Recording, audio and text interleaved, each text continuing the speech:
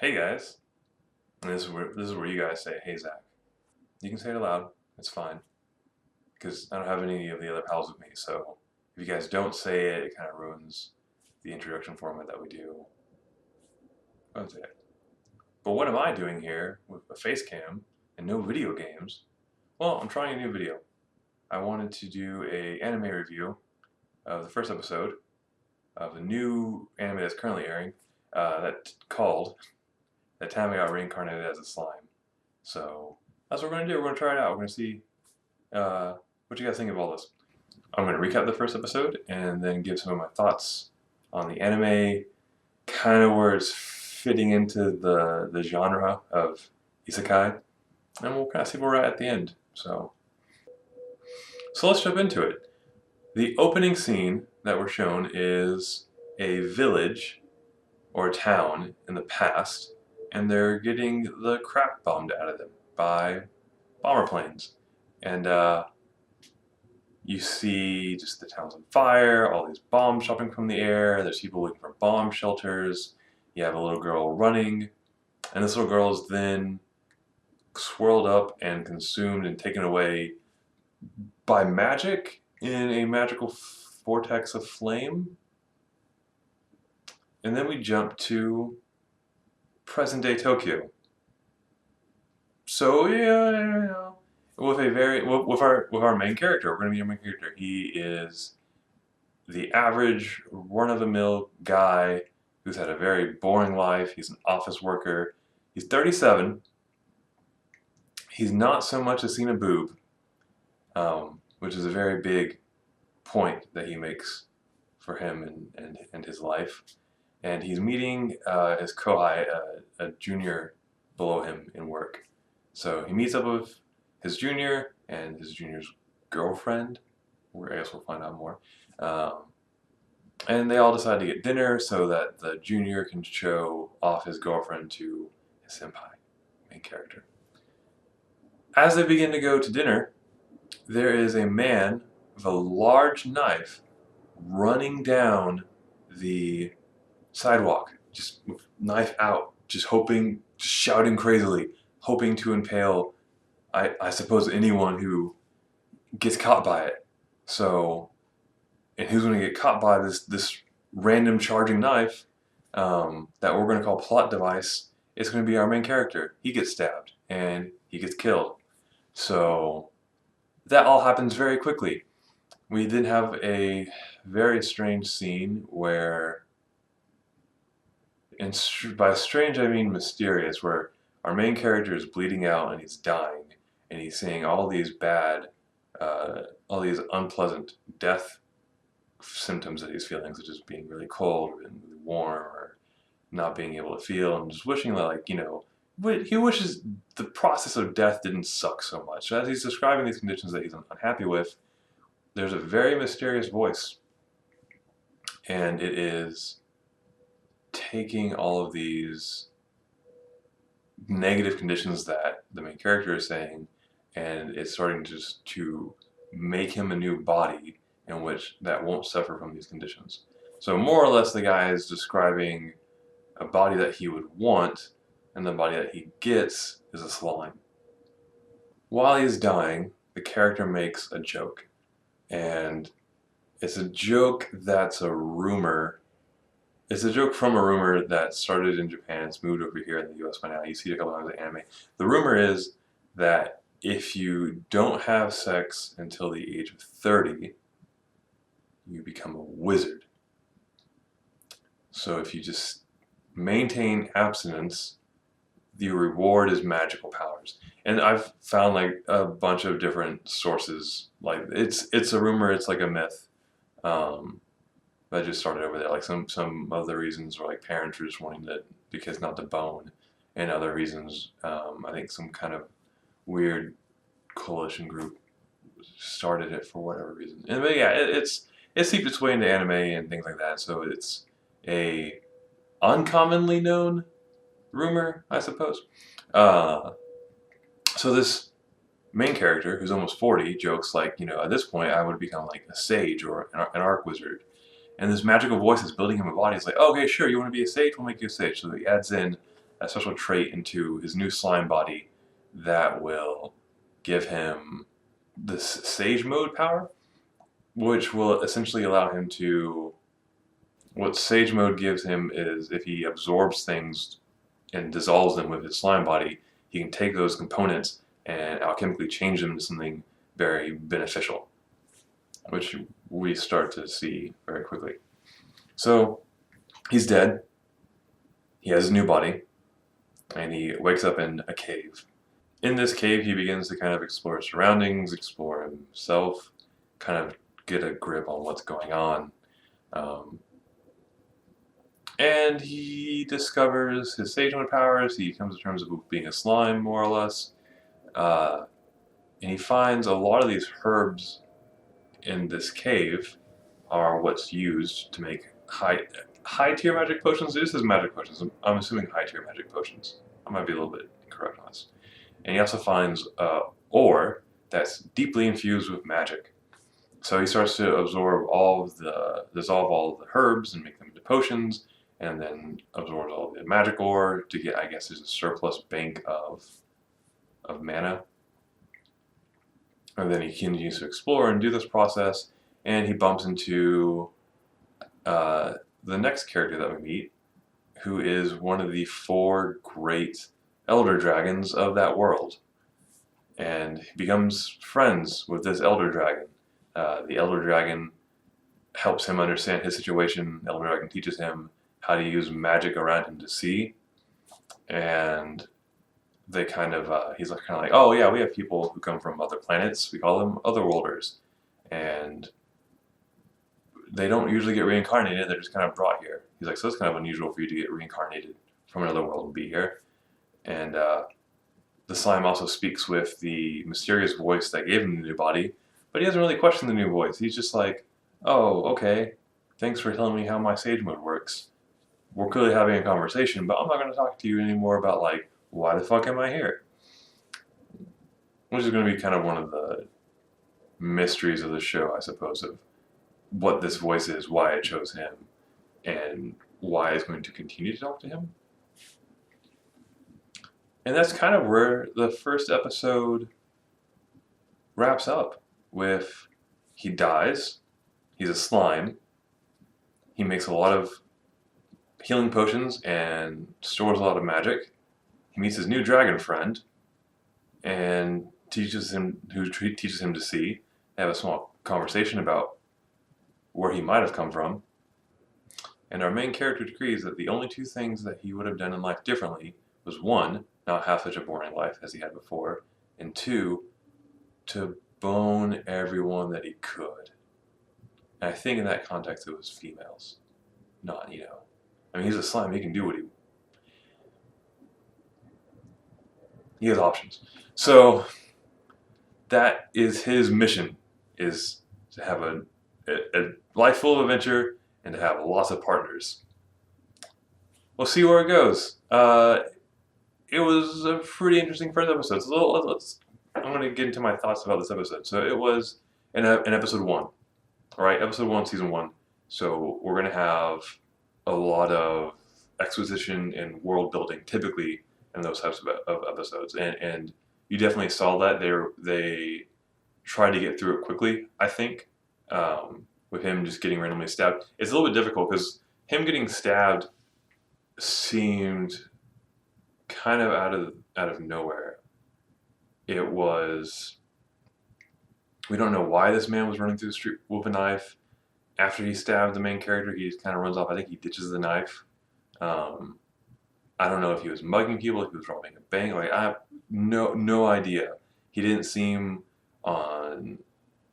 inebriated. He didn't seem under the influence like drugs or some shit. He seemed crazed because he was running through the street. But I mean, it's never really explained why. It was slowly just plot device. Just they had a difficult time ahead of them in this episode because they have to introduce the main character and they have to kill him quickly. So how do you kill a character and how do you introduce a character are both difficult problems to look at, and now you've compounded them and you have to do it in the first episode. But I mean, it's called That Time I Got Reincarnated as a Slime. So you know he dies and they have to get through that very quickly.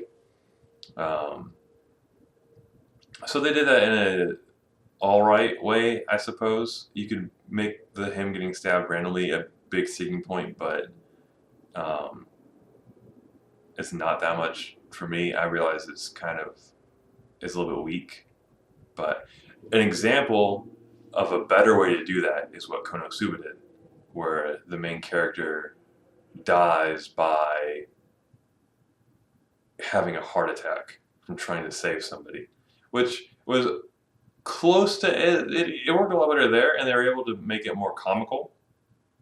Um, Konosuba is primarily a comedy show, so they're able to kill somebody in a very funny way, where it was just embarrassing on multiple levels for the main character.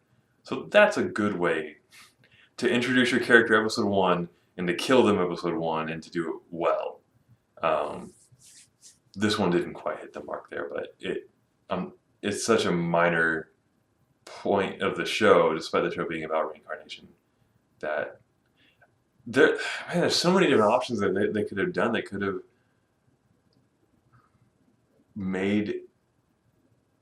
have given the character some kind of trauma from the death. Like maybe he was killed by something. I mean, he was killed by a knife, but it could be a situation like he was killed by a knife. Now he has like this big fear of knives. But you could do maybe a more interesting way, or like a scenario like maybe some kind of really scary house that he was going to enter, and then he's like, I'm not sure about it. I'm really hesitant to go in there, and he goes in there and he dies, and now he's reincarnated. And he's like, now in the future, if he ever sees haunted houses, he's like, no, I'm not dealing with that. I died last time. It's crazy. So they kind of missed opportunities there. There's a lot of, it was weakly done, and there's other things they could have done on it, and it was something you could kind of just skim through, and they did. They did do the joke of as he was dying, and his kohai is talking to him, and he's like, "Do one last thing before I die." He's like, "Anything you want." It's like, "Destroy my computer. Make sure nobody can see what's on my hard drives." And I'm like, "All right, that's okay. That's there. You only get one chance to use that joke, and he used it at the right time." Which they show in like a little end screen. His kohai takes his computer with the monitor attached, turned on, and dumps it in the bathtub. No, don't do that. You could, no. No. What? You're an idiot. You might die from electrocution, and that's on you. Or the guy with the knife is just going to come in there and stab you, like, dumbass. Don't do that. Let me say what I thought the show was going to be, because what it is and what I thought were different things. The only research I had done before watching it was just the title. And I knew the main character was like 37. And I was like, oh, that sounds interesting. I was like, so the title of Time I Got Reincarnated as a Slime, I was like, oh, that sounds like an isekai. And it is. So I had that right. But what I thought was going to happen was that he would be on Earth, he would die, he'd be reincarnated as a slime. And then I thought we would have this kind of interesting isekai where he kind of goes around different monster communities like goblins or minotaurs or centaurs and kind of just sees them in as they naturally would be without the presence of humans. So kind of we would have a main character who's a fly on the wall and a camera for the viewer, where you kind of just get to explore the monster side of these high fantasy worlds and kind of just see like what's going on with them, like without any human interference. We have a main character who is a human without appearing as a human. So I thought that's what the show's gonna be about, and I was kind of interested, like, oh, that sounds cool. We'll see more of that side of things. That's not what the show's gonna be. Even though he's a slime, and slimes are low-level, low-ranked monsters, very weak, which they point out in the show. Like, so this show's world doesn't have an abnormality where slimes are like super rare and strong. It's just slimes are very low-tier monsters. That's the case. They've made this main character overpowered, right? They've given him a X amount, probably near endless supply of healing potions. They've given him a near endless supply of magic just in the bank. he has Sage Mode, which he can just gain new powers and abilities or material as needed or as he encounters it. He becomes friends with one of the 4 great elder dragons that the planet has. So it sets him up as a very overpowered character. At the end of the show, they show probably the intro or the outro credits, song and number and all that jazz. And in there you see how the main character has a humanoid form, and you can switch between humanoid and slime form at will. So he's going to get stronger and more powerful. So that seems to be, I guess, just the format that isekais are following now. And I wanna blame One Punch Man for that, because One Punch Man is an isekai, but anime-wise, it's a fairly newer show, and it's a show that has a very overpowered character, and is a very successful show. People very much love One Punch Man. And there's pros and cons to having such an overpowered character. As we saw in the anime, they very quickly start trying to find ways to write One Punch Man out of the episodes. Not so much write him out of the episodes, but take him away from the action. Because as soon as he shows up to the action, it's done, right? So you have to try to stall and give other characters the spotlight and things like that. And they're definitely able to do that quite well. I mean, One Punch Man is great, but people, I believe, saw One Punch Man, saw it as being great. You're like, okay, well, why is this show doing well? Well, they have an overpowered character, so I guess people like watching overpowered characters. And then we look at the isekai genre, and some of the newer shows are Overlord. Overlord is a very overpowered character, and Isekai Mao is a very overpowered character. Which I'm fine with how those shows portray those main characters and use their overpoweredness as the main selling point, or the main selling point for their characters. In Overlord, he was a human who spent 11 years on an MMO, became guildmaster, became one of the top 3 guilds or best guild in the world, something very high, one of the very best guilds in the world, and they maintained that for a very long time. And then his max level character, and his entire guild hall gets sent to another world. So of course, yes, he's overpowered, right? And he earned that. With Mao, he was a no-lifer who spent all of his time on this one game and wanted to 1v1 the world. Like, he was going to fight anybody, take on all challengers. And so he spent a very long time building up his character. I think his character in the show is like level 350, and the average level for people, for actual adventurers, is like 40. So he's very overpowered, but he's earned that overpoweredness. He's put in the years to understand his character and class mechanics and other classes mechanics, so he knows how to fight and deal with them. Our main character in Slime anime, from best that we've been told, is that he understands what video games are, much the same way people would know, like, oh yeah, Final Fantasy, I've heard of that.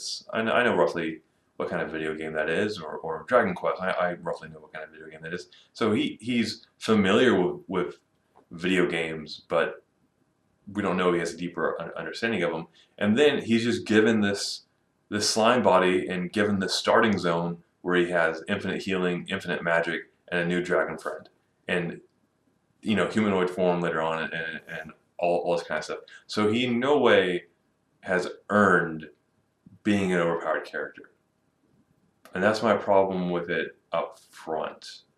I don't know what they're going to do with this, where the show's going to go, if they needed to make him overpowered for some reason to justify kind of the plot threads that they want to get through, but we'll see. One thing that you get to see with Overlord and Mao is that you get to sidestep a lot of shonen tropes, such as training, such as training arcs, which a lot of shonens can pitfall into, because they're already the strongest version of that character that you'll see. So they don't need to train anymore. They don't need to do this thing. They can just get straight to changing the world or having big impacts on the world, that you would have characters do like near the end of their shonen, typically. So I don't know if anime or isekai is shifting to this format to sidestep those things, or if they're shifting to this format because it's what's popular and it's what they're seeing from other anime. The problem with doing something just because it's popular is that it might not work for your story, it might not work for your character, or it might not work for your world. And with slime anime, I can potentially see that being the issue. So, again, episode 1, I don't know where it's going from here. Episode 2 is called Meet the Goblins.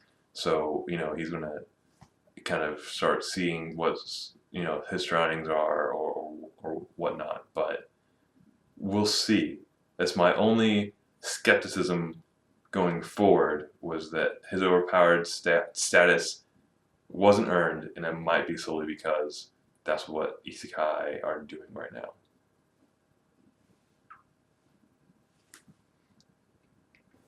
But that's what I thought. I did enjoy the episode. I would love to keep doing more videos like this. Leave me a comment. Let me know what you guys think. If this is interesting, if you guys want to see some more. You know, it's my very first time doing this, so I'll probably get better as I keep doing it. We'll see. But yeah, thank you guys for watching, and we'll see you in the next video. まだ誰も知らないフィクションをこんだけ名もないもの